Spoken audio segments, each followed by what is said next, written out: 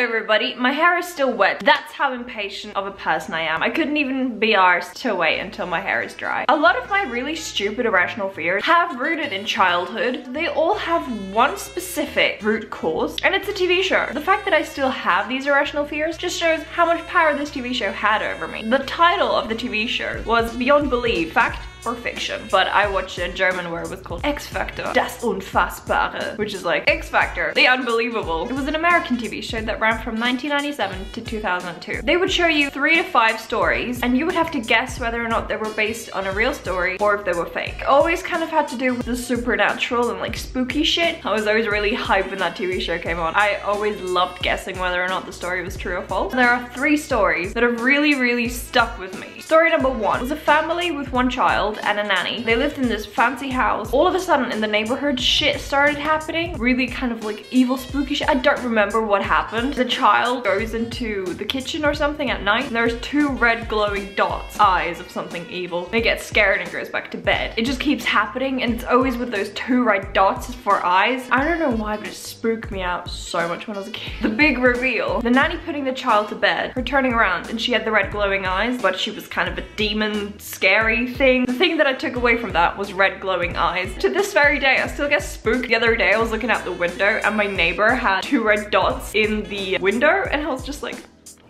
no thank you. When I lived in Ibiza, we had light switches that were flippy ones, and whenever it was off, there was a red light, so you would know where the light switch was. Problem was, when you had like 2 of them next to each other and both were off, 2 red dots. Yeah.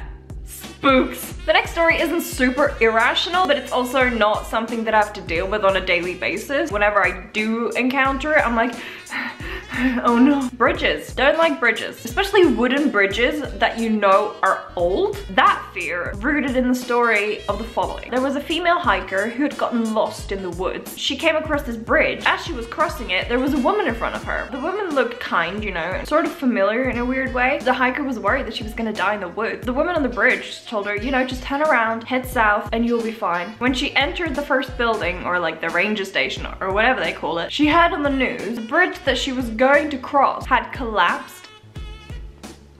It also turned out that the woman on the bridge that she saw was like apparently her dead mother come down from heaven to tell her that don't cross this bridge, go that way, rock here, depth. Hanging bridge. No thank you. The 3rd story has never actually caused a fear to develop in me. It stayed so vividly in my head that I wanted to tell it. This teenager was a regular at this cafe, and she would go there 2 times a week or something, and she would always see her neighbor sitting there saying hi, and you know, sometimes having a little talk. One day he calls her over, they talk and discuss things. At the end of the conversation, he hands her a box. It looked like an old music box, kind of really fancy, silver and ornate and really pretty. And he's just like, no, I want you to have it, I want you to have it. He then leaves. She goes to open it, and it has a photo. It was him during the 2nd World War. Loads of jewelry, and I mean like expensive jewelry, like oh hella dollar in there. No, this must have been a mistake. When she wants to go to give it back to him, she goes to knock on his door, but there's police everywhere, and he's been dead for like a week. So essentially the ghost of him has given her this treasure of, here, have this money. Did you ever watch Beyond a Belief when you were growing up? Did it root fears in you that I still have to this very day? If you do, tell me in the comments, or even if you just like remember a spooky story from that TV show, tell me as well. You can also tell me if it's true or false. Actually, don't tell me. I don't want to know. I've had it with scary stories. So this is the end of the video. I hope you enjoyed it. If you did, you can stick around till when I make a new one. I hope you drink lots of water, get lots of sleep. And this is the end.